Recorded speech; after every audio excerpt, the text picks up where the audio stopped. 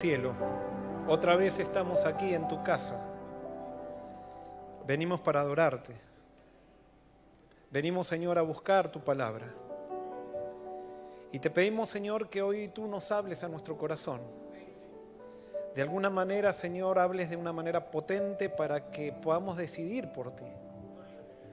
Para que nuestra experiencia espiritual sea más allá o vaya más allá que venir a la iglesia. Que podamos ser fieles discípulos tuyos. Que podamos transformarnos, Señor, en portadores de tu gloria.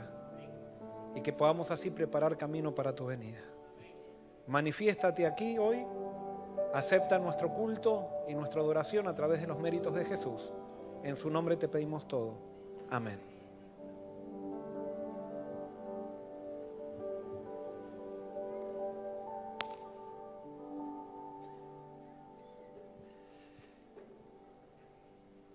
Estamos en una serie que se titula La Gran Controversia.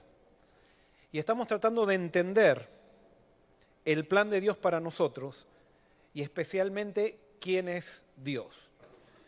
Y comienzo con este versículo de Jeremías, capítulo 9, versículos 23 y 24, que dice: Así dijo Jehová, no se alabe el sabio en su sabiduría, ni en su valentía se alabe el valiente, ni el rico se alabe en sus riquezas, mas alábese en esto el que se hubiere de alabar, en entenderme y conocerme que yo soy Jehová, que hago misericordia, juicio y justicia en la tierra. El sábado pasado nosotros estábamos hablando de que la gran controversia tiene que ver específicamente con dudas que levantó Satanás con respecto a Dios. Y especialmente la gran artimaña de Satanás fue hacernos creer que Dios tiene las características de Satanás, o sea, las características de él. Y vimos también que si nosotros conocemos a Dios como realmente es, si nosotros aceptamos y creemos la revelación de Dios a través de Jesucristo, entonces eso tiene un impacto en nuestra vida tan grande que transforma nuestro carácter. Si tu carácter y el mío no está transformado, no tiene que ver porque no te esforzaste mucho, no tiene que ver porque no hiciste esto o aquello, sino que tiene que ver con la revelación de Dios. Posiblemente si tu carácter y el mío no está transformado o no está en proceso de transformación, es porque todavía no hemos aceptado la revelación de Dios a través de Jesucristo.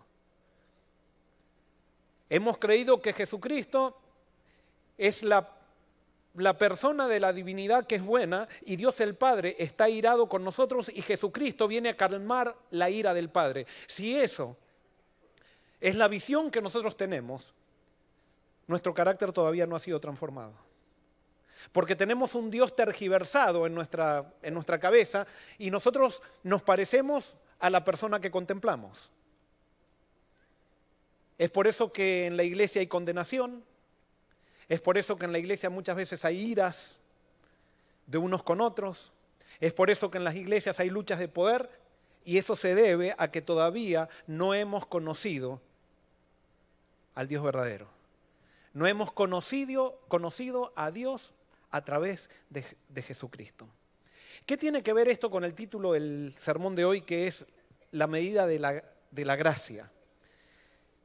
Para entender esto nosotros tenemos que entender los fundamentos del reino de Dios. Y hay 3 principios del reino de Dios. El primer principio en el cual se basa el reino de Dios, el principio que es un principio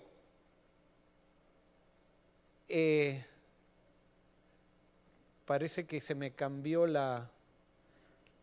el slide, pero no importa. Estos 3 principios son los 3 principios fundamentales del reino de Dios. Libertad. El reino de Dios se basa en libertad. ¿Qué es libertad en el reino de Dios? Dios me da a mí el libre albedrío, me da la capacidad de decidir y me da la libertad para decidir a quién sirvo. Si yo quiero vivir con Dios o quiero vivir aparte de Él. Eso es libertad. Y Dios da la libertad y por eso estamos en el problema que estamos, porque nosotros hemos elegido vivir fuera de Él y por eso el mundo está en pecado. El otro principio es la justicia. Dios da libertad, pero Él es justo. ¿Y qué es justicia? No sé si se acuerdan uno de los primeros sermones que he predicado aquí, nosotros definimos la justicia, nosotros generalmente definimos la justicia como darle a cada uno lo que merece. Pero en el reino de Dios, la justicia no es dar a cada uno lo que merece, sino que en el reino de Dios la justicia es dar a cada uno lo que elige. La justicia en el reino de Dios es darle a cada uno lo que elige. Y Dios no puede dejar de hacer eso, de darle a cada uno lo que elige, porque si nosotros elegiríamos una cosa y Dios nos daría otra, Dios no sería justo, y Dios es justo. Y Dios, como es justo y nos da libertad, entonces por eso Él nos da lo que elegimos. Y tercero, es el respeto. ¿Qué es el respeto? Es respetar las decisiones que nosotros tomamos, es respetar la decisión de elegir. Si ustedes analizan, ustedes pueden ver que la libertad, la justicia y el respeto son prácticamente los mismos principios. Dios tiene que respetar las decisiones que una persona toma. Y si Dios no respetaría las decisiones que yo tomo, entonces Dios no sería justo. Y por eso en el reino de Dios todo tiene que ser voluntario. Cuando alguien quiere obligar algo en el reino de Dios, esa persona no está en el reino de Dios. Está tratando de hacer cosas en el reino de Dios con el espíritu de Satanás. Eso muchas veces no lo entendemos. Y a veces en las iglesias es donde encontramos más imposición de cosas, es en las iglesias donde encontramos más gente controlando a otra gente. Bueno, cuando eso sucede en las iglesias es porque todavía no hemos conocido al Dios verdadero y no estamos en el reino. ¿Se entiende?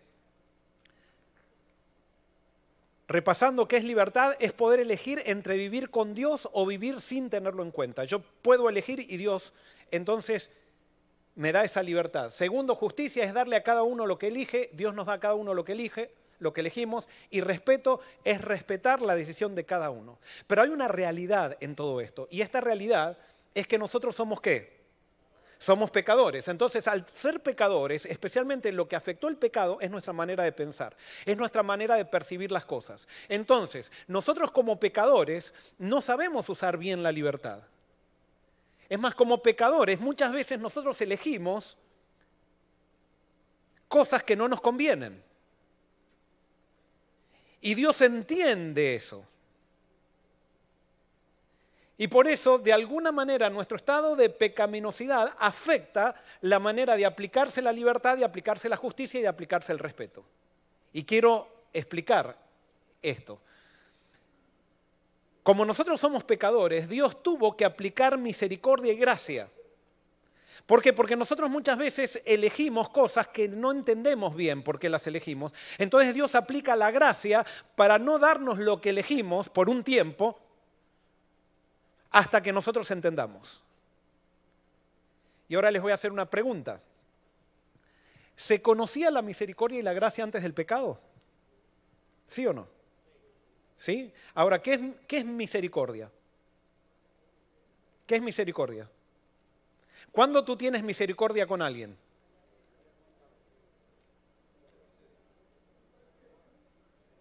¿Qué es la gracia? ¿Qué es la gracia? Un regalo, pero sí, pero ¿qué es? Algo que no merecemos. Entonces les hago una pregunta. Antes del pecado, ¿se necesitaba ejercer misericordia y gracia? No existía la misericordia. O sea, no es que no existía, no estaba, no se necesitaba. Nadie necesitaba tener gracia ni misericordia con nadie, porque no había nadie sufriendo, no había nadie que se equivoque, no había nadie que experimentara algo que necesite gracia o misericordia. La misericordia surge, ¿en dónde surge la misericordia? En el corazón de Dios, ¿a causa de qué? Del pecado. Y ahora se acuerdan un concepto que vimos la semana pasada. Dijimos que el mal es una putrefacción del bien y que el bien es mucho más poderoso que el mal. Fíjense que Dios es tan poderoso que cuando aparece el mal, en su corazón, ¿qué surge? La misericordia y surge la gracia. O sea, cuando surge el pecado, voy a decir algo que lo voy a decir. Cuando surge el pecado, Dios se hace más bueno todavía. No es que se hace malo, sino que cuando surge el pecado, surge en el corazón de Dios algo que no se había visto nunca, que es la misericordia. Dios nunca había tenido que ejercer misericordia con nadie, pero cuando surge el pecado, en Dios surge la misericordia y surge la gracia, porque Dios es tan bueno que siempre vence al mal. Es impresionante esto. ¿Por qué es impresionante esto? Porque nosotros muchas veces pensamos que cuando alguien se equivoca con nosotros, nosotros tenemos derecho a portarnos mal también con esa persona porque alguien se equivocó. No, si tú estás en el reino de Dios, si alguien se equivoca contigo, Dios te da la oportunidad de ser más bueno todavía.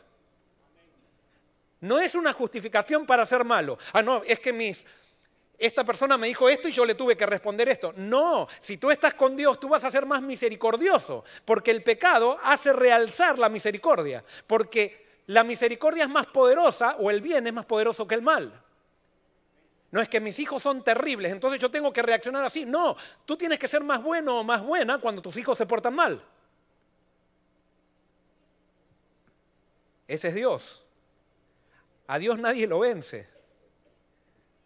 Hasta el pecado a Dios lo hace más bueno. Y después del pecado Dios se revela de una manera aún mayor todavía. Entonces, por el pecado, Dios tiene que aplicar gracia y misericordia. Ahora, la gracia y la misericordia están directamente relacionadas en su aplicación con lo que nosotros llamamos conocimiento. La aplicación de la gracia y la misericordia va directamente relacionada al conocimiento. ¿Por qué? Porque como nosotros elegimos mal, Dios trata de darnos conocimiento para que elijamos bien, porque Dios tarde o temprano va a tener que aplicar la justicia con nosotros, que es darnos lo que elegimos. Pero entonces la gracia y la misericordia tienen una medida, no en el corazón de Dios, sino que tiene una medida para aplicarse a nosotros, porque nosotros tenemos que elegir y Dios no puede dejar de ser justo al darnos lo que nosotros pedimos. ¿Se entiende? Vamos a usarlo con un ejemplo sencillo. Aquí tenemos un bebé que está tratando de ¿qué? Está tratando de meter el dedo en el enchufe. Nosotros le podemos dar libertad a este bebé. Si yo fuera padre, ¿le doy libertad a este bebé? ¿Por qué no le doy libertad? Porque el bebé no tiene conocimiento. Entonces, como no tiene conocimiento, yo tengo que aplicar, como no tiene conocimiento, entonces de acuerdo al conocimiento yo aplico la gracia y la misericordia. Y la gracia y la misericordia me llevan, cuando este bebé va a querer tocar, ¿yo qué hago? Voy y es como que le afecta un poco la libertad al bebé porque no lo dejo tocar, porque él no tiene conocimiento. Entonces no aplico la justicia, porque la justicia sería darle al bebé lo que él eligió. Y él eligió tocar, entonces que toque. Pero si yo amo, y como el bebé no conoce, entonces yo tengo que, la misericordia y la gracia hacen que yo no lo deje tocar. No es que lo deje de respetar, pero no puedo explicar el respeto de que él le deje hacer lo que él quiera porque él no tiene conocimiento. ¿Se entiende? Ahora, ¿cuál es la diferencia con este dibujo? ¿Cuál es la diferencia? Este hombre ya ha sido un bebé, ha tenido padres, los padres le enseñaron, aplicaron con él la gracia y la misericordia, pero resulta que este hombre ya a su edad, que sabe que no hay que meter los dedos en el enchufe, ¿el qué hace? Los mete. Yo sigo teniendo misericordia con él, pero yo ya no puedo dejar de aplicar la justicia con él, porque él ya tiene el conocimiento, y entonces el conocimiento hace que yo permita que la justicia se cumpla en él. ¿Y qué es la justicia? Que él reciba las consecuencias de lo que elige. Entonces, para esta persona se le acaba la misericordia y la gracia, el tiempo de gracia se acaba. No por causa de que la persona, digamos yo como padre, no es que no tengo más gracia ni misericordia con esa persona, sino que esa persona está decidiendo no aceptar la gracia por el hecho de que está usando mal el conocimiento o está decidiendo ir en contra del conocimiento. ¿Se entiende? No es que la gracia se acaba de repente en una fecha, sino que nosotros acabamos la gracia de acuerdo con lo que hacemos con el conocimiento que tenemos. Y vamos a tratar de explicar esto. La medida de la gracia está directamente relacionada con las oportunidades que Dios nos ha dado en la vida. La gracia es el esfuerzo que hace Dios para permanecer junto a nosotros. Dios continuamente está tratando de permanecer junto a nosotros y nos da conocimiento. Él se revela a sí mismo para que nosotros querramos estar con Él. Pero va a llegar un momento que si nosotros no queremos estar con Él, Dios va a aplicar justicia. ¿Y qué es justicia? Es darle a cada uno lo que eligió. No es darle a cada uno lo que merece, sino darle a cada uno lo que eligió. Y entonces, si yo no quiero estar con Dios, ¿Dios qué hace? Se retira porque me respeta y porque me da libertad. Pero no es porque de repente a Dios se le acabó la paciencia. Dios sigue siendo paciente, pero Él tiene que ser respetuoso porque Él no puede salvar a nadie a la fuerza. La gracia es la característica de Dios que no permite que recibamos lo que elegimos por causa de nuestra falta de conocimiento. Y ahora vamos a entrar a unos ejemplos de la Biblia. La Biblia nos dice que la gracia tiene una medida. Y yo no calculé esto, pero hoy va a estar muy relacionado con lo que estamos estudiando también en la escuela sabática. La Biblia nos dice que la gracia tiene una medida. Y vamos a ver, en el caso del diluvio, Génesis 6, 1 al 3 y el 8, dice así. Aconteció que cuando comenzaron los hombres a multiplicarse sobre la faz de la tierra y les nacieron hijas, que viendo los hijos de Dios que las hijas de los hombres eran hermosas, tomaron para sí mujeres, escogiendo entre todas. Y dijo Jehová, no contenderá mi espíritu con el hombre para siempre, porque ciertamente él es carne, mas serán sus días 120 años. Dios determina un periodo de gracia, 120 años para estas personas, pero estas personas conocían el plan de Dios. ¿Cómo conocían estas personas el plan de Dios? El jardín del Edén todavía estaba en la tierra. Y había muchos hijos de Dios que iban a adorar al jardín del Edén. Y había un ángel que estaba alrededor del jardín del Edén continuamente cuidando ese lugar sagrado, si podríamos decir así, que les recordaba a ellos que había un Dios y que ellos habían perdido o que sus padres habían perdido los privilegios del jardín del Edén por causa del pecado porque se habían resistido a estar con Dios. ¿Esas personas tenían conocimiento, sí o no? Sí tenían conocimiento. Y cada vez tenían más conocimiento. ¿Cuántos años vivió o cuántos siglos vivió Adán? Adán vivió 9 siglos y continuamente les hablaba del Dios verdadero. Pero esta gente en determinado momento, a pesar de ese conocimiento, decidió apartarse de Dios y hacer lo que ellos querían. Por lo tanto, entonces, a medida que el conocimiento crecía, ¿qué pasaba con la gracia? La gracia se disminuía, no en el corazón de Dios, sino que la gracia se disminuía por causa del respeto que tiene Dios por las decisiones que nosotros tomamos. ¿Se entiende? Pero entonces, cuando Dios determinó que iba a poner 120 años, ¿qué hizo Dios? ¿Qué hizo Dios? Fíjense lo que dice el versículo 8, pero Noé halló gracia ante los ojos de Jehová. ¿Halló gracia para qué, Noé? ¿Para qué Dios levantó a Noé? Para ser su testigo, ¿para qué? Muy bien, era su testigo para dar la salvación a ese mundo que estaba resistiendo a la gracia. Dios no quería destruir al mundo, no lo creía, porque Dios no destruye. Dios no quería destruir y por eso levantó a Noé para que predique y Noé predicó 120 años y Noé construyó, ustedes saben la historia, construyó el arca y para construir el arca Noé y sus hijos no pueden haberla construido solos. Es como que ahora me digan a mí que el pastor Barrios va a construir un transatlántico y yo solo lo construya. No tardaría 500 siglos en construir un transatlántico yo solo. Y Noé no pudo construir el arca solo. Tuvo mucha gente que creyó en el mensaje de Noé, que creyó en la salvación y empezó a construir el arca con él, pero se fueron desanimando o se fueron muriendo o se fueron engañando por las tentaciones que ofrecía este mundo. Y fueron dejando. Pero el conocimiento aumentaba por la predicación de Noé. Y cuando el conocimiento aumenta, la gracia se acorta. El tiempo de la gracia se acorta.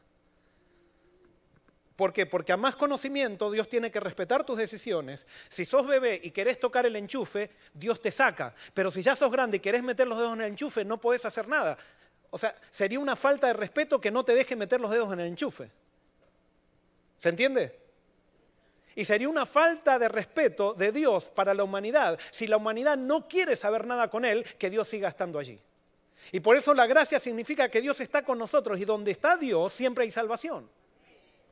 Pero entonces cuando Dios se retira de la tierra, no es que Dios manda el diluvio, sino que la Biblia dice que Dios es el sustentador de la naturaleza. Y cuando Dios se aparta de la naturaleza implosiona sobre sí misma. Y cuando la naturaleza implosiona sobre sí misma, destruye todo lo que está en medio de ella. Pero no es que Dios destruye, sino que Dios quería salvar, pero Él tenía que respetar la decisión de la humanidad. Y por eso envió a Noé. ¿Se entiende? El diluvio no es un ejemplo de la ira de Dios, como nosotros la entendemos. Ahora después vamos a ver qué es la ira de Dios. Pero no es un ejemplo de la ira de Dios como del enojo de Dios, sino que es un ejemplo de la gracia de Dios. Dios quería salvar al mundo. Y si el mundo se arrepentía, ¿qué iba a pasar con el mundo? ¿Iba a haber diluvio? No, porque Dios no se hubiera retirado y las condiciones naturales del mundo no hubieran cambiado, porque Dios hubiera seguido a través de los corazones de la gente que adoraba a Dios.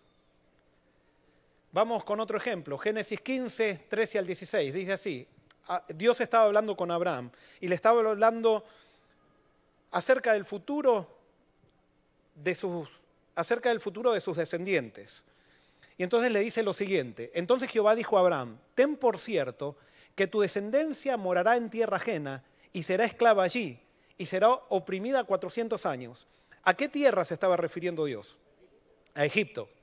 Mas también a la nación a la cual servirán, juzgaré yo, y después de esto saldrán con gran riqueza. Dice que Dios iba a juzgar a Egipto. Les hago una pregunta. ¿Qué es juzgar? De acuerdo a lo que entendimos. ¿Qué es juzgar? ¿Qué es hacer un juicio?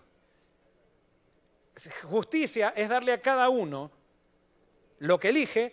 Hacer un juicio significa darle a esta nación lo que eligió. Ahora, ¿qué quería hacer Dios con Egipto? ¿Cómo saben? Acá me dicen salvarlo, muy bien. Ahora, ¿cómo saben que Dios quería salvar Egipto? En todo el Génesis nosotros tenemos cómo Dios se preocupó por Egipto. Dios utilizó una pelea entre hermanos para salvar Egipto. Hizo que unos hermanos vendan a su hermano casi menor para que vaya de esclavo a Egipto. En Egipto lo pongan de esclavo, pero a través de esa esclavitud, este esclavo se transforma en gobernador y salve a toda la nación de Egipto de una hambruna. Es más, José fue un pregonero del amor de Dios en Egipto, porque Dios quería salvar a Egipto. Nunca lo quiso condenar a Egipto. Pero resulta que a través del conocimiento, José se muere y dice que surge un faraón que conocía a José, no conocía, o sea, no quiso conocer a José, pero sí conocía porque era imposible que un faraón, es como ahora decir que Trump no conocía a Bush. No tiene sentido eso. O sea, este faraón no quiso saber nada de José, no quiso tener ninguna relación con las cosas que hizo José. Y entonces cambió todo y entonces a raíz de eso comenzó a perseguir a los descendientes de José. Él tenía el conocimiento, pero ese conocimiento determinó el tiempo de ¿qué? De la misericordia y de la gracia. Y al determinar ese tiempo, o sea, ese conocimiento, al determinar el tiempo de la misericordia y la gracia, vinieron las plagas. Pero las plagas no era que Dios mandaba las plagas, sino que Dios se retiraba de ese país y entonces la naturaleza implosionaba sobre sí misma. La naturaleza quedaba a la deriva de sí misma o quedaba en manos del destructor. Hasta la última plaga, que la última plaga, si ustedes la analizan bien y hacen un análisis, esto de las plagas de Egipto no es un estudio mío, esto lo aprendí con mi coordinador hispano pasado, Miguel Tirado, que una vez dio un tema en una escuela de discipulado orgánico sobre mostrando que el destructor que mató a los primogénitos no era el ángel de Dios, sino que realmente era Satanás. Y a mí me sonaba eso un poquito mal, hasta que realmente profundizando el mensaje de la Biblia pude captar este mensaje y también ahora lo creo.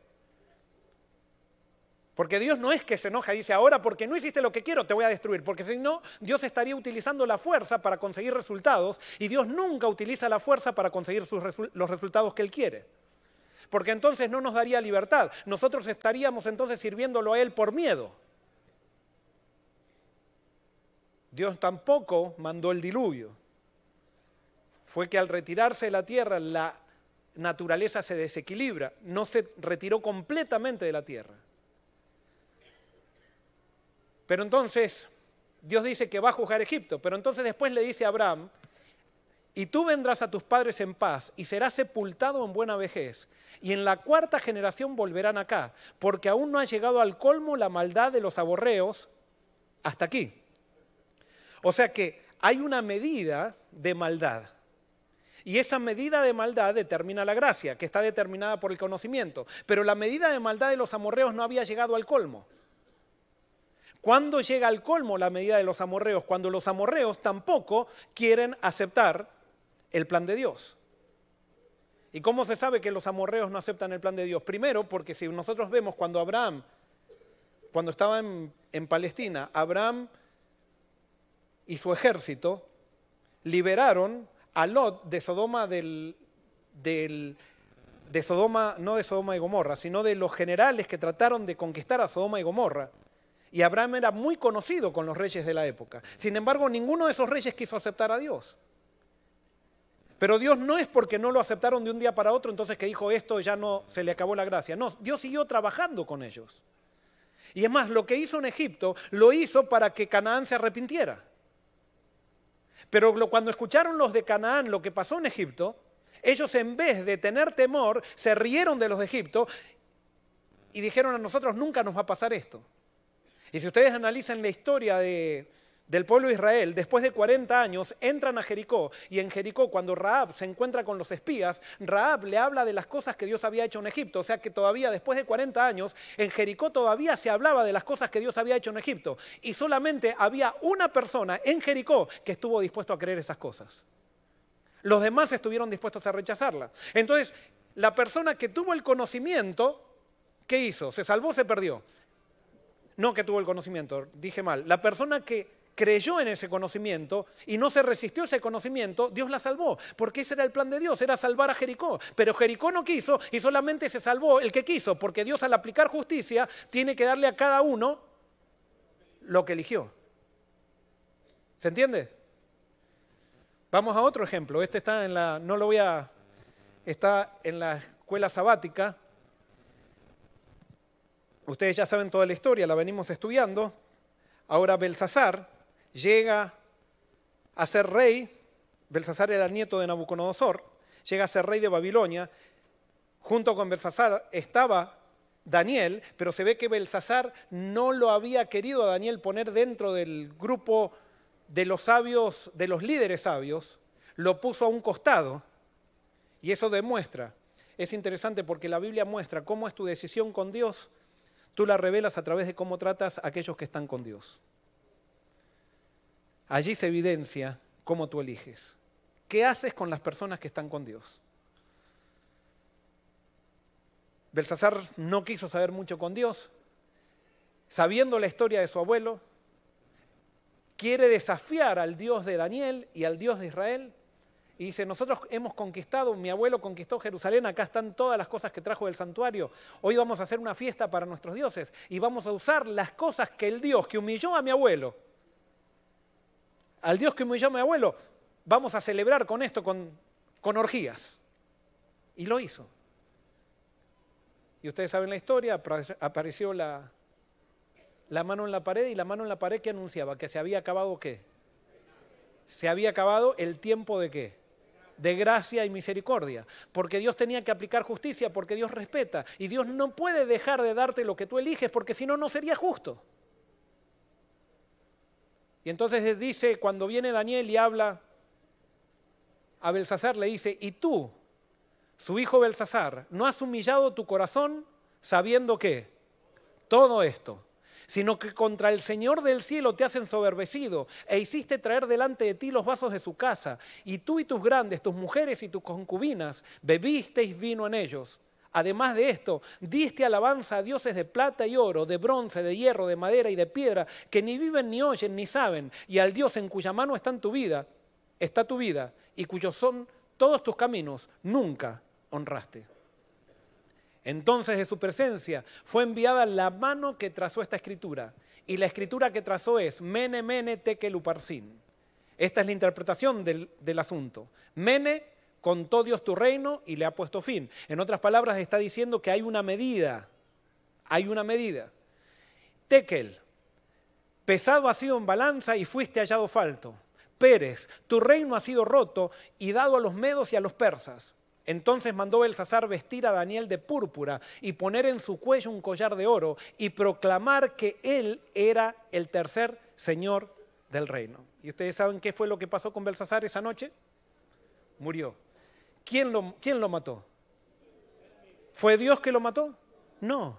Dios quitó la misericordia y la gracia porque Belsasar no la quiso, porque Belsasar se hubiera podido arrepentir allí.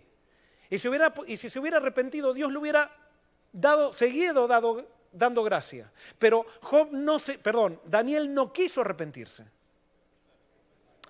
Perdón, por ahí me distraigo. Belsasar no quiso arrepentirse. Ustedes están bien prestando atención, los felicito. Pero si Belsasar se hubiera querido arrepentir, Dios lo hubiera perdonado. Porque Dios nunca condena. ¿Él qué hace? Salva. ¿Quién condena? Satanás. No es Dios el que condena. Tenemos que entender eso. Dios no condena. Nunca Dios condena. Y ese es el Dios de la Biblia. Es el Dios que tenemos que descubrir en la Biblia. La Biblia está escrita en forma de seres humanos, pero la esencia es de Dios. Pero nosotros muchas veces a la forma de la Biblia le damos la esencia humana, la forma humana, pretendemos que la esencia también sea humana. Y no es así. La esencia de la Biblia es divina, pero la forma es humana. Entonces no podemos entender la Biblia a través de su forma. Tenemos que llegar a su esencia y por eso necesitamos leer la Biblia pidiendo el Espíritu Santo. Si no, no necesitaríamos el Espíritu Santo. Con ser un poquito inteligentes, entenderíamos todos la Biblia. Pero nosotros no leemos la Biblia para conocer historias sagradas, sino que conocemos la Biblia, leemos la Biblia para conocer quién es el verdadero Dios. Vamos a Lucas 22, 31, 32, el caso de Pedro, y acá encontramos una variante de esto que nos trae un poquito más de luz en todo esto del tema de la gran controversia. Dijo también el Señor: Simón, Simón, he aquí Satanás os ha pedido para zarandearos como a trigo, pero yo he rogado por ti que tu fe no falte y tú, una vez vuelto, confirma a tus hermanos. Aquí entra en escena, ¿quién entra en escena? Otro personaje. ¿Quién? Satanás. Y dice que Satanás había pedido ¿a quién? Había pedido a Pedro, pero ¿a quién? Dice, he aquí Satanás os ha pedido. ¿A quién pidió Satanás por Pedro? ¿A quién pidió Satanás por Pedro? ¿A quién? A Dios. A Dios. Satanás le pide a Dios por Pedro. ¿Para qué? Para zarandearlo. ¿Por qué Satanás le pide a Dios por Pedro? Y quiero decirte algo, Satanás no puede hacer absolutamente nada. Absolutamente nada. ¿Qué es absolutamente nada? Nada. Sin el permiso de Dios. El bien es tan poderoso que el mal se tiene que someter al bien. Es tan poderoso, el bien ya tiene ganada la victoria. Nosotros no lo entendemos eso, pero el bien es poderosísimo. Y Satanás no puede hacer nada si no le pedí permiso a Dios. Pero Satanás trata de argumentar con Dios. Satanás no puede. Cuando dicen que hay una lucha entre Dios y Satanás, la lucha no es física, la lucha es de palabras. Es de palabras. El que utiliza la fuerza es Satanás, pero con Dios tú no puedes utilizar la fuerza. Con Dios solamente tú puedes argumentar. Y esa es el arma más grande. El arma más grande que hay es la verdad de la palabra. Eso es otro tema, pero está relacionado, pero no vamos a entrar en eso. Ahora, ¿por qué dice Satanás os ha pedido? Porque Dios respeta ¿qué? La libertad y Él es ¿qué? Justo. Libertad es dejarme que yo decida como yo quiero decidir, y justicia ¿qué es? Es darme lo que yo elijo. Entonces, hay una lucha entre el bien y el mal. Pero si yo decido el mal, Dios, porque es justo, ¿qué tiene que hacer? Tiene que darme el mal. Y acá entra lo que nosotros no entendemos, el poder de la oración. Jesús le había dicho a Pedro que ore para que no entre en tentación. Y Pedro se lo dijo después de esto, pero antes también Jesús le había aconsejado a Pedro, y Pedro siempre él se creía que era mejor que quienes, que todos los demás. Y como él era tan bueno, no necesitaba orar tanto, porque cuando tú te crees bueno, tú no oras. Fíjate qué interesante, el que se cree bueno no ora, y por eso analiza tu vida de oración y vas a ver cómo tú te crees. El que se cree que puede no ora porque no se siente necesitado.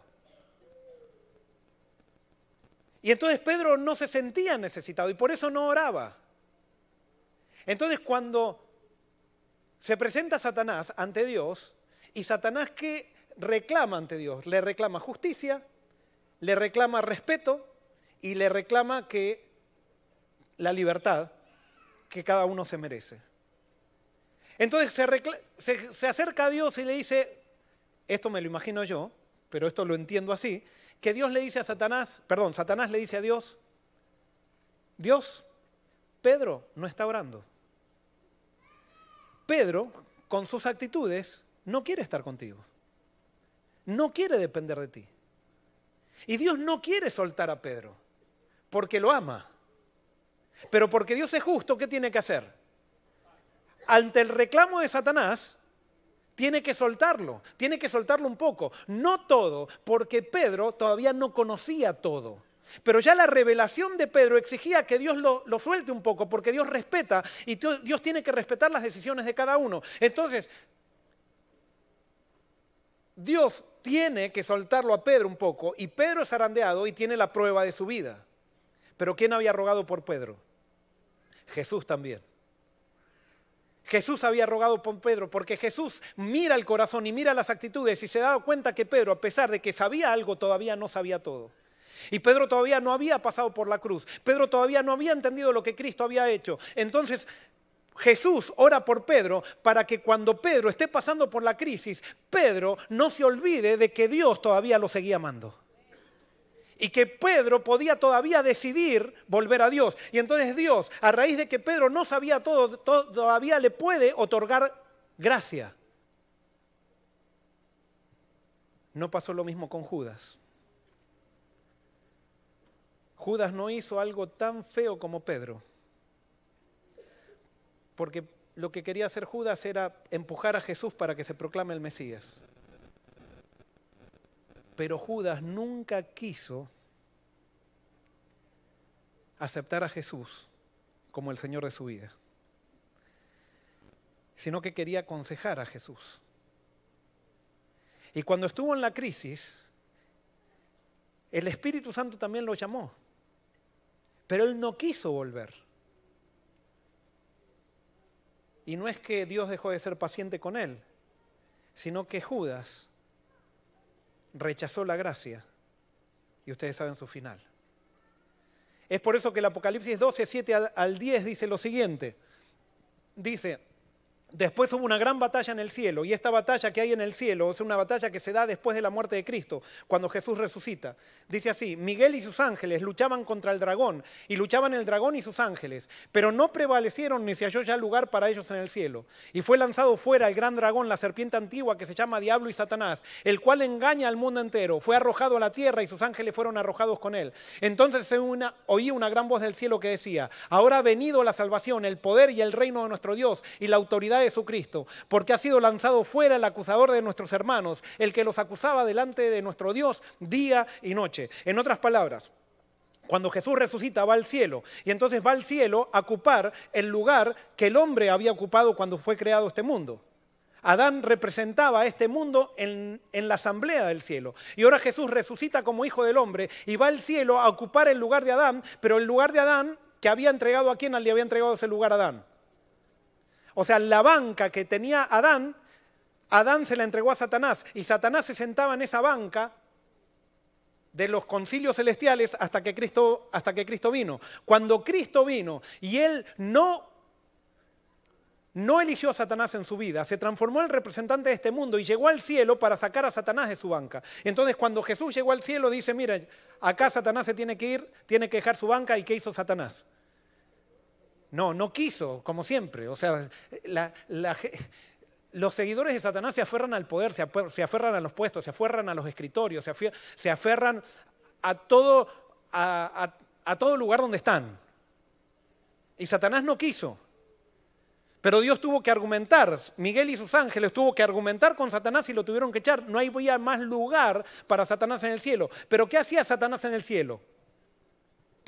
Acusando. Eso es lo que hace Satanás, acusar. ¿Qué es lo que acusa? Lo que hace Satanás es decir, mira, esa persona pecó, tú tienes que quitarle la gracia. Y entonces, si Satanás concuerda justamente con la medida que hay, Dios tiene que entregarlo. Pero es que resulta que cuando Satanás, perdóname Pablo, te voy a usar de ejemplo, acá está, voy a usar al pastor de jóvenes para que nadie se ofenda. Pero está Pablo, y entonces Pablo, por ejemplo, viene acá, predica y después se va a fumar marihuana en su casa, o se va supónganse que esa es la cosa. Entonces, la medida de gracia por el conocimiento de él se va cortando. Entonces llega un momento que Dios tiene que entregarlo, pero no es que Dios quiera entregarlo a él. Dios lo ama, Pablo. Y Dios lo ama incondicionalmente. Pero tiene que respetar la decisión de Pablo. Eso pasó con el mundo. Y por eso cuando Satanás tiene que salir porque ahora Jesús muestra que hay un representante del mundo que puede, a través de ese representante, todos los que lo elijan a él, pueden tener los beneficios que ese representante adquirió a través de su victoria. Satanás estudia el carácter de Dios para poder lograr sus objetivos. De otra manera no los pudiera lograr.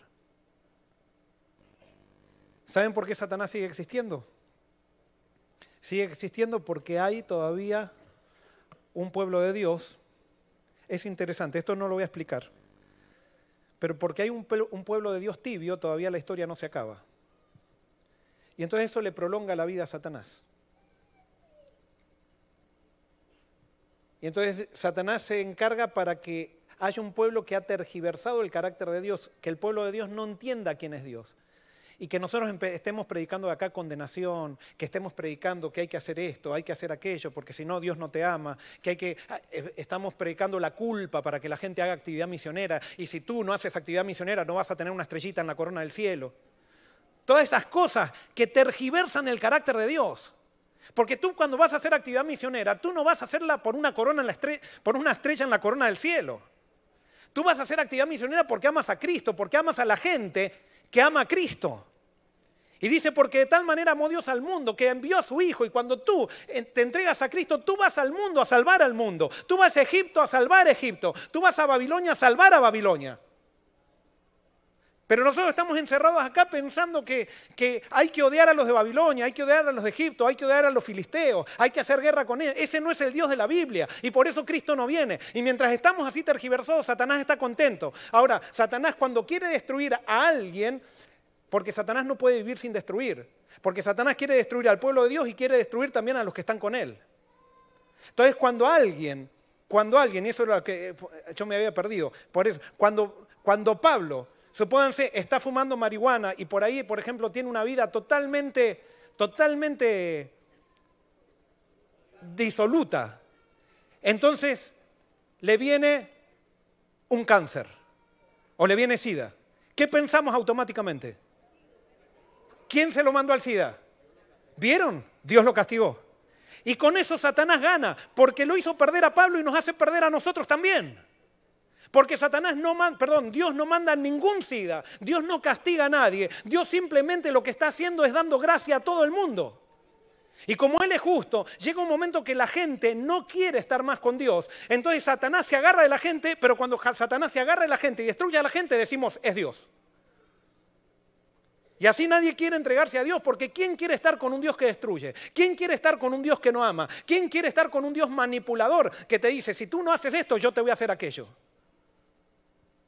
Y alguien puede decir, pero ese es el Dios que leo en la Biblia. Ese es el Dios que has leído en la Biblia porque no has estudiado la Biblia. Porque hemos estudiado la Biblia en la forma humana, pero no descubriendo la esencia divina.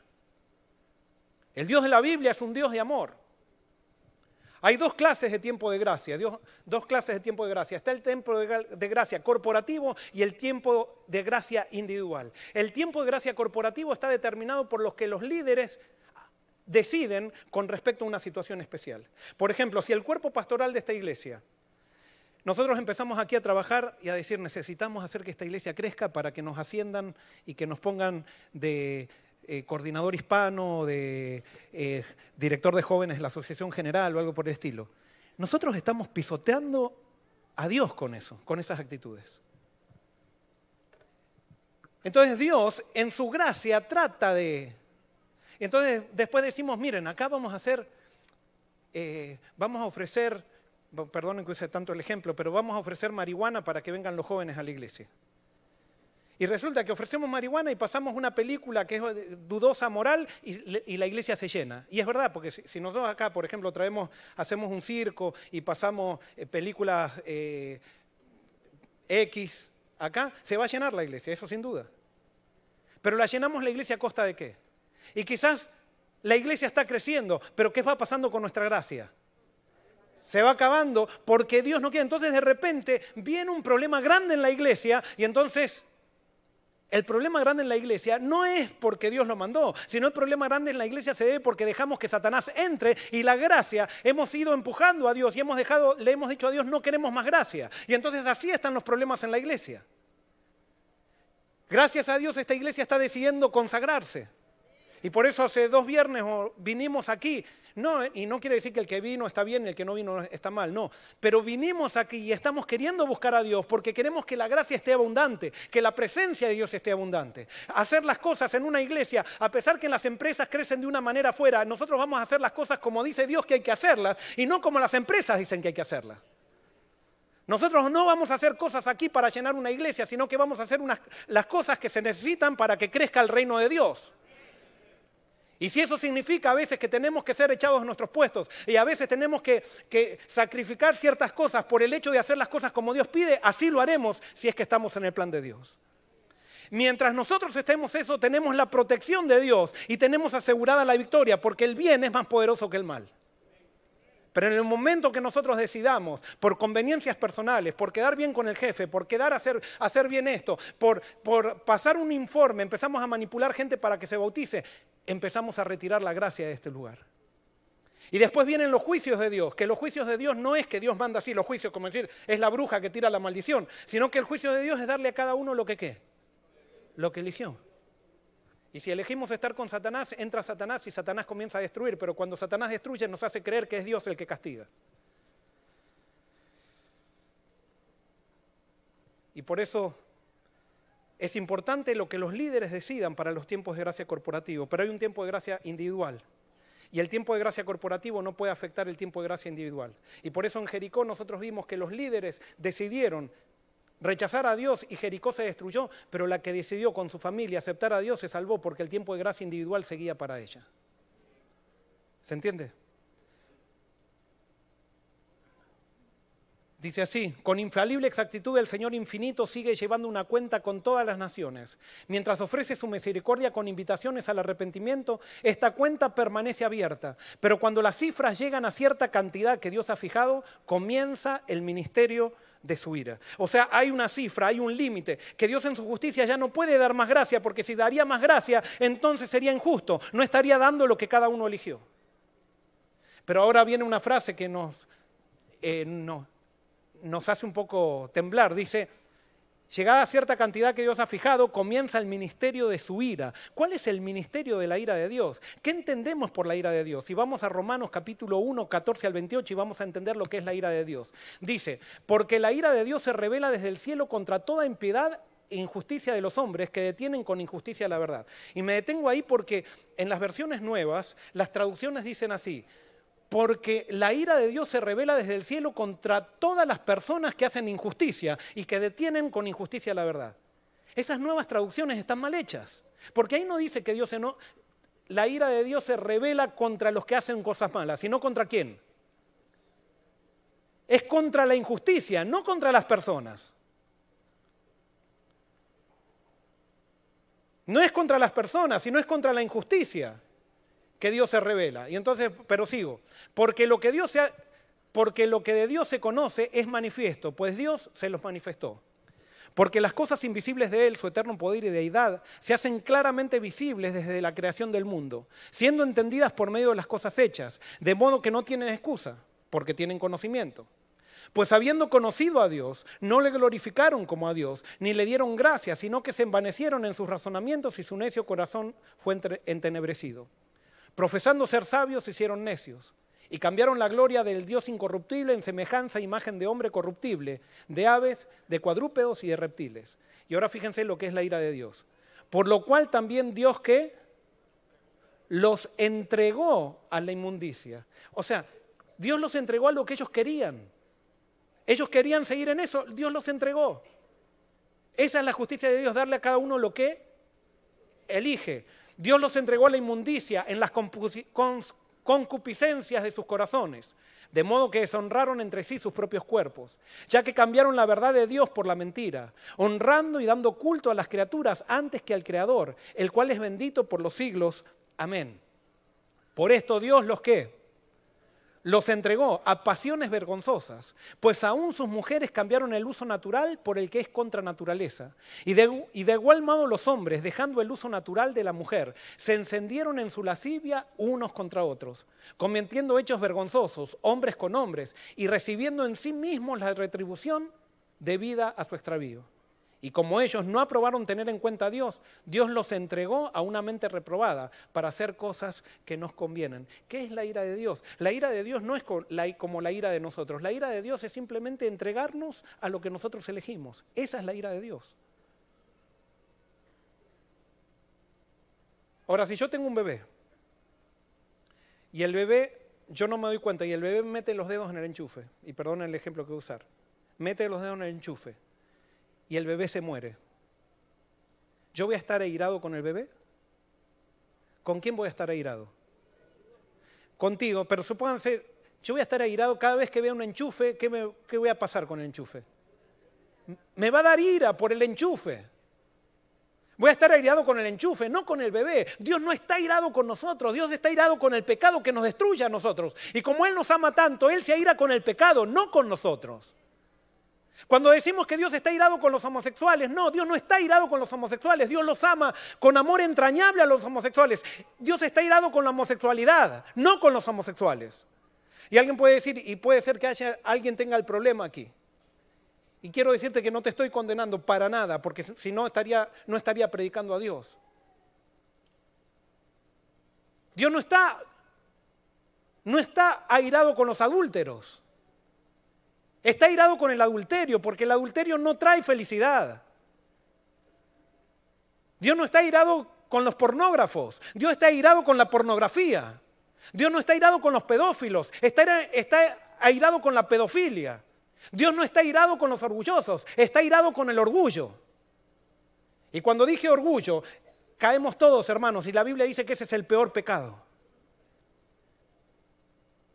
Pero Dios no está airado contigo ni conmigo. Él está airado con que nosotros todavía no entendemos que cuando Él nos pide algo es por nuestro bien y todavía no confiamos en Él para entregarle nuestra vida y dejar que Él haga lo que quiera con nuestra vida. No, estamos diciendo, si le entrego esto a Dios, quizás Dios me lo está pidiendo porque Él es malo. Entonces tenemos tergiversada la imagen de Dios, porque cuando Dios te pide algo, te lo pide para tu bien, pero tú no lo entendiste y por eso todavía no se lo entregaste. Y lo mismo me pasa conmigo. Me encantaría tener más tiempo para contarle testimonios de mi vida, donde hubo veces que no quise entregarle cosas a Dios. Y tuve que cosechar las consecuencias, no porque Dios me castigó, sino porque simplemente por ser cabeza dura. Y de a poco voy descubriendo el amor de Dios y ojalá que, yo sé que todavía no lo descubrí totalmente. Pero cuando llegue a descubrirlo totalmente al amor de Dios, ya voy a estar sellado para siempre. No me voy a querer ir, nadie se quiere ir de al lado de alguien que lo ama con entrañable amor. El caso de Sodoma y Gomorra, y perdonen, hoy me voy a pasar unos minutos, dice así en Génesis 19, 16 al 33. Dios visitó a Abraham y entonces dice, y los varones, después de visitarlo, se levantan los varones, y dice, y los varones se levantaron de allí y miraron hacia Sodoma, y Abraham iba con ellos acompañándolos. Y Jehová dijo, ¿encubriré yo a Abraham lo que voy a hacer, habiendo de ser Abraham una nación grande y fuerte, y habiendo de ser benditas en él todas las naciones de la tierra? ¿Quiénes iban a ser benditas en Abraham? Todas las naciones. Y les digo, ¿a quién pertenecían Sodoma y Gomorra? A las naciones de la tierra. Entonces la pregunta es, ¿por qué Dios eligió a Abraham? ¿Por amor a quién? Dios eligió a Abraham por amor a las naciones, no lo eligió por amor a Abraham. Dios elige a alguien por amor a otras personas. Dios nos eligió a nosotros por amor a las personas que viven acá enfrente. Dios nos eligió a nosotros por amor a los católicos. Dios nos eligió a nosotros por amor al Papa. Dios nos eligió a nosotros por amor a los drogadictos. Dios nos eligió a nosotros por amor a los orgullosos. Dios nos eligió, y no es que nosotros no lo seamos, sino que Dios nos elige para una misión, por un propósito. Y Dios eligió a Abraham por amor a Sodoma y Gomorra. Sodoma y Gomorra fueron conquistados. Abraham fue y salvó a los de Sodoma y Gomorra de las manos de los conquistadores y los salvó para mostrarles el amor de Dios, porque Dios no quería destruir. Y sigue diciendo el versículo 19, porque yo sé que mandará a sus hijos y a su casa después de sí, que guarden el camino de Jehová, haciendo justicia y juicio para que haga venir Jehová sobre Abraham lo que ha hablado acerca de él. Entonces Jehová le dijo, por cuanto el clamor contra Sodoma y Gomorra se aumenta más y más, y el pecado de ellos se ha agravado en extremo, descenderé ahora y veré si han consumado su obra según el clamor que ha venido hasta mí, y si no, lo sabré. Les hago una pregunta. El clamor de Sodoma y Gomorra, ¿quién hacía este clamor? ¿Quién hacía este clamor? No. ¿Quién hacía el clamor? Dice que alguien clamaba y decía, ya, están haciendo cosas demasiado malas, ya. Satanás, el acusador de los hermanos. Dios tenía misericordia con Sodoma y Gomorra, pero Satanás clama y dice, tú ya tienes que destruir. Si eres justo, tienes que destruir. Y como Dios es justo, Satanás estudia el carácter de Dios y dice, ya llega un momento que Dios tiene que destruir, porque si no deja de ser justo, y si no, yo le gano la batalla. Y Dios no quiere destruir, y por eso está con misericordia con Sodoma y Gomorra. ¿Cómo? Y eso vamos a ver. Entonces, está con misericordia con Sodoma y Gomorra, y no solamente eso, manda 2 ángeles en persona para que vayan a Sodoma y Gomorra, y da otra oportunidad a Sodoma y Gomorra, y los ángeles entran en Sodoma y Gomorra, y la gente de Sodoma y Gomorra quiere tener relaciones sexuales, quieren abusarlos a los ángeles. Y los ángeles hacen un milagro y los dejan ciegos, y todavía siguen ciegos, desde los niños hasta los grandes, siguen buscando ciegos la puerta para abusar de esos ángeles. Y entonces los ángeles le dicen a Lot, por favor, avisa a tu familia, porque los ángeles querían salvar a la mayor cantidad de gente posible, porque Dios nunca condena, Dios solamente lo que hace es salvar.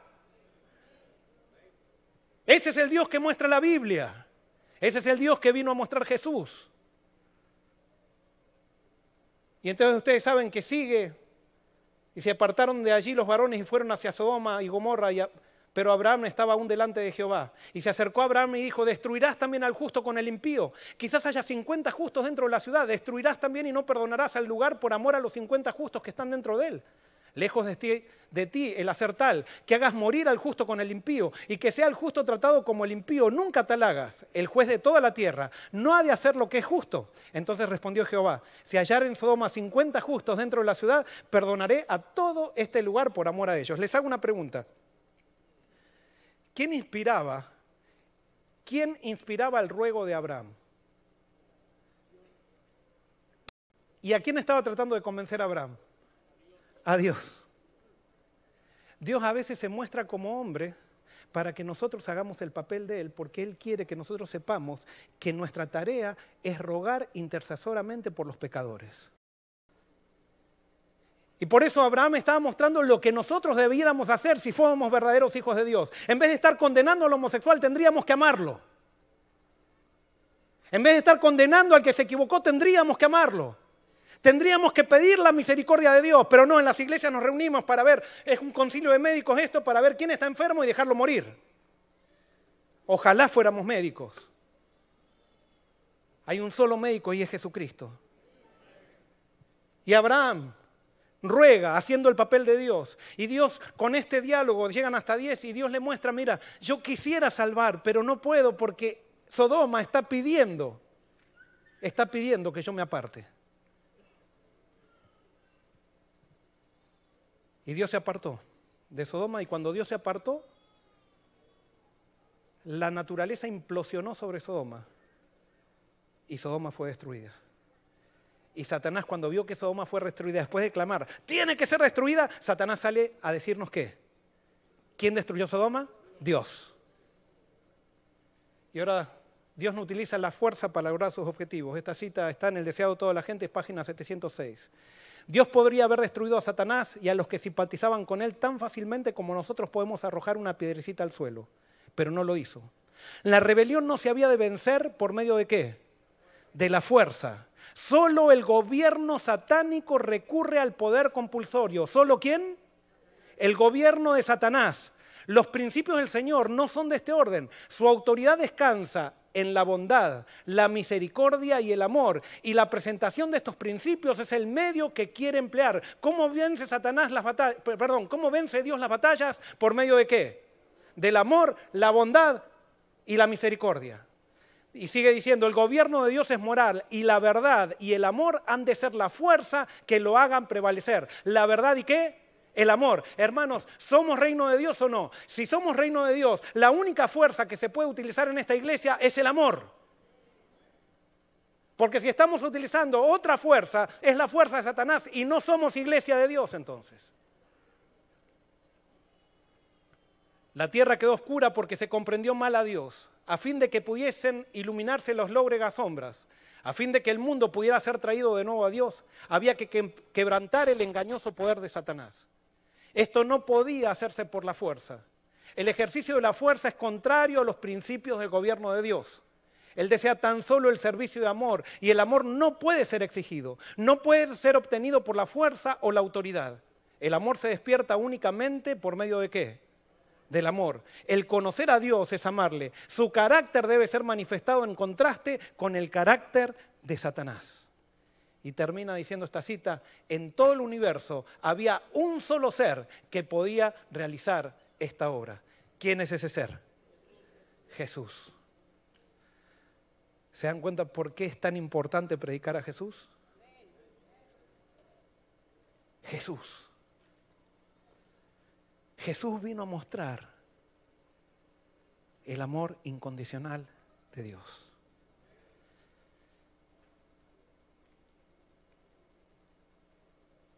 Conclusión. Hay 3 principios en el reino de Dios: la libertad, la justicia y el respeto. Dios nos va a dar a cada uno lo que elegimos. Cuando tú eliges mal, Dios no quiere darte las cosas malas que tú eliges. Pero si tú y yo insistimos, va a llegar un momento que Él va a tener que retirar la gracia y la misericordia por el hecho de que no puede dejar de ser justo. Y ahora te hago una pregunta. ¿Hace cuánto que estás viniendo aquí a la iglesia y todavía no te has entregado a Jesús? Ah, no, pastor, pero yo vengo hace mucho a la iglesia. No, sí, una cosa es venir a la iglesia y otra cosa es vivir entregado a Jesús.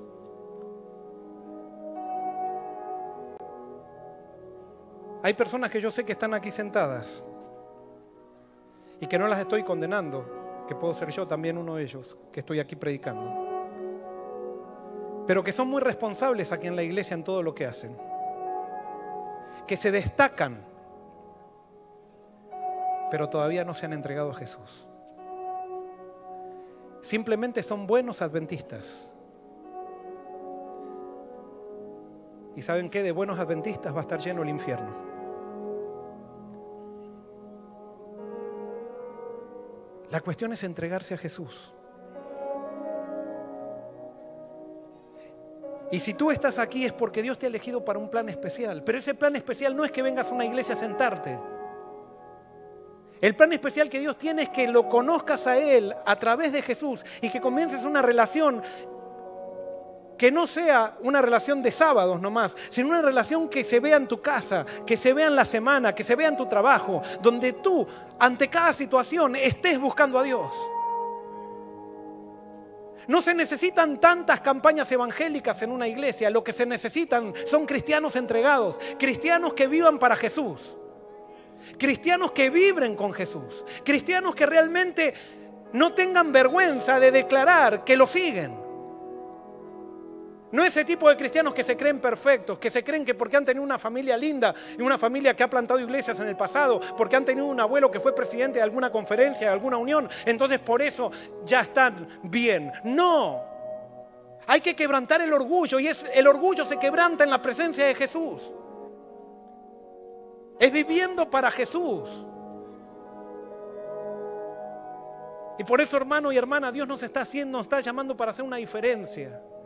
Si nosotros como iglesia de Forest City hay una mayoría en esta iglesia que vive para Jesús, Dios nos está llamando para sacudir al mundo desde aquí. Como está llamando a otras iglesias, no me interesa lo que está haciendo otra iglesia, pero sí me interesa lo que está haciendo Forest City. Y si hay Dios que está levantando otra iglesia, que estoy seguro que la está levantando, vamos a estar unidos preparando camino para la venida de aquel Mesías que nosotros le hemos entregado nuestra vida. Pero si tú y yo todavía no le entregamos la vida a Jesús, ¿sabes cuál es la razón? Es que todavía dudas del amor de Dios. Yo quiero invitarte a que sigas conociéndolo. Y si tú no te resistes a conocer al verdadero Dios que se revela a través de Jesús, tarde o temprano tu voluntad se quebrará ante Él y comenzará la mejor etapa de tu vida. El tiempo está pasando. Cristo viene y Él nos ha llamado a que lo levantemos y lo prediquemos. Que Dios te bendiga.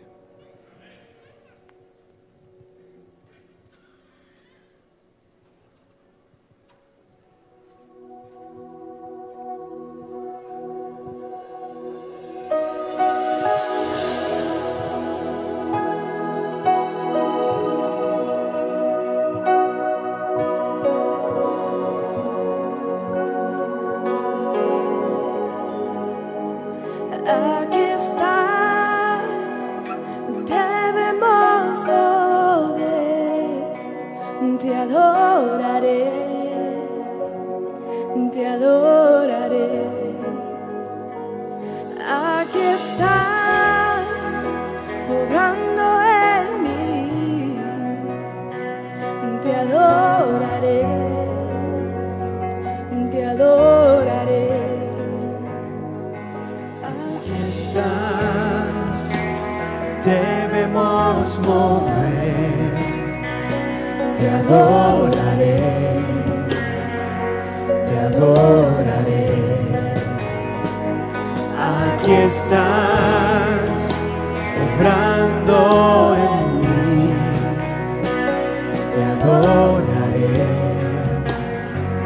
te adoraré. Que tú eres milagroso. Milagroso, abres caminos, cumples promesas, luz en tinieblas, mi Dios, así eres tú. Tú eres milagroso, abres caminos, cumples promesas, luz en tinieblas, mi Dios, así eres tú. Vamos de pie, todos a cantar. Aquí estás, tocando mi corazón, te adoraré, te adoraré.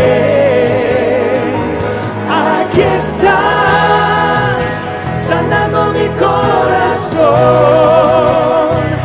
te adoraré, yo te adoraré, porque tú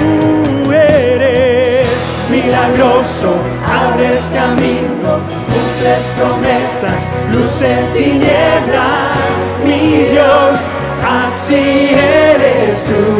Porque tú eres milagroso, abres camino, cumples promesas, luz en tinieblas, mi Dios, así eres tú.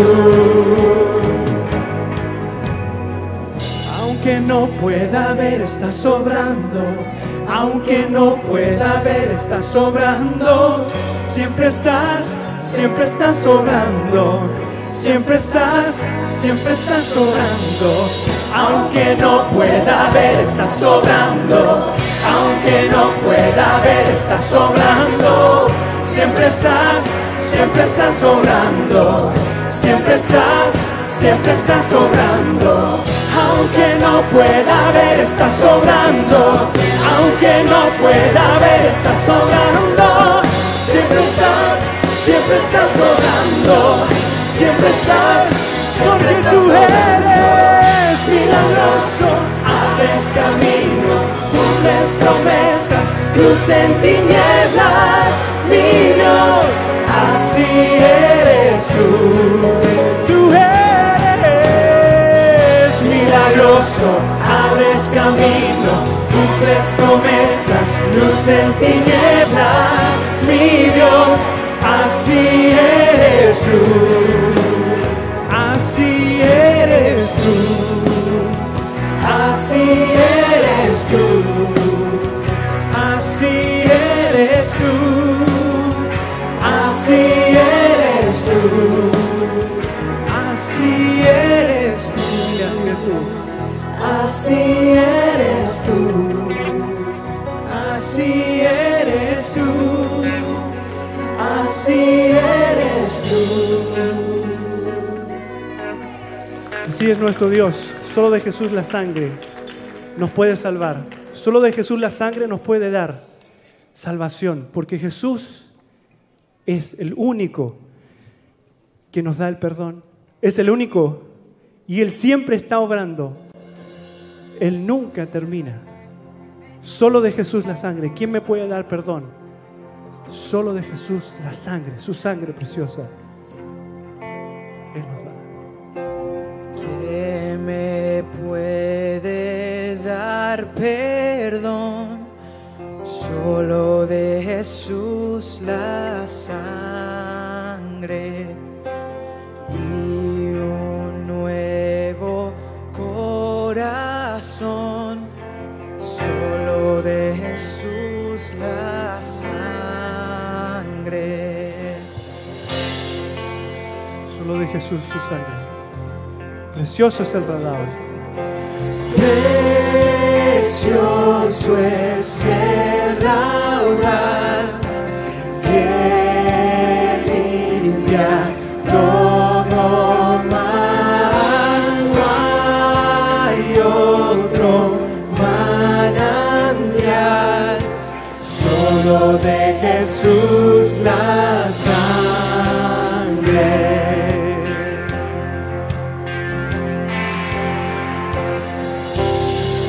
Está mi esperanza. Solo de Jesús. Solo de Jesús la sangre. No lo puedo merecer. Solo de Jesús la sangre. Precioso es el raudal que limpia todo mal. No hay otro manantial, solo de Jesús la sangre. Solo de Jesús la sangre.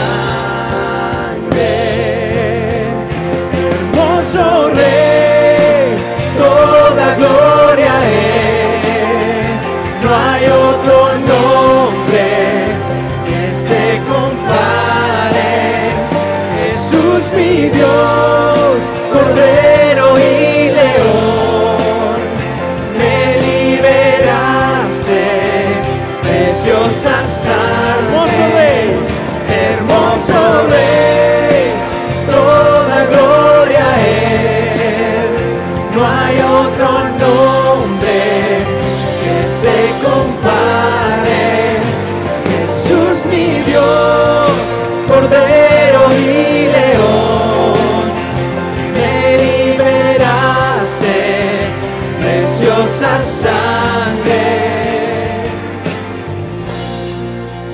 por tu sangre. Cantaremos a tus pies, Señor. Cantaré junto a sus pies, solo de Jesús la sangre, el Cordero digno es, solo de Jesús la sangre. Solo por su sangre. Precioso es el raudal que limpia todo mal. Precioso es el raudal que limpia todo mal. No hay otro manantial, solo de Jesús la sangre.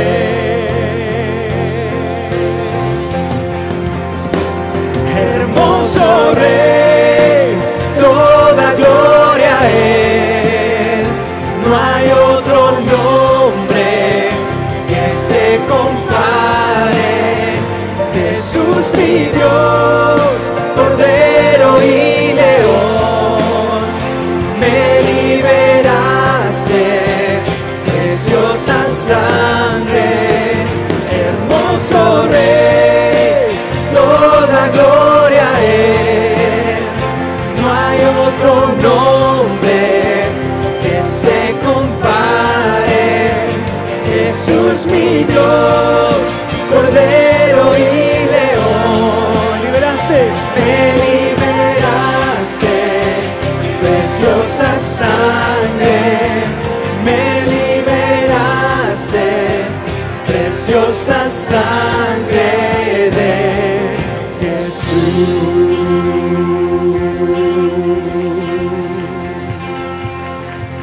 Amén. Gloria a Dios.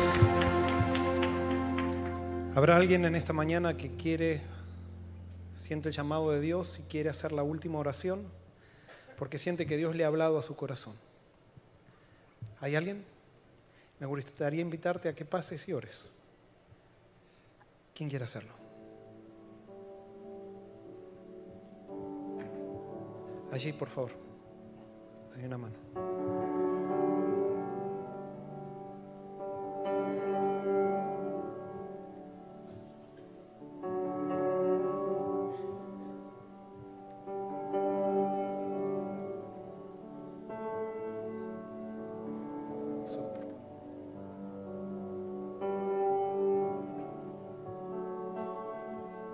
Oremos.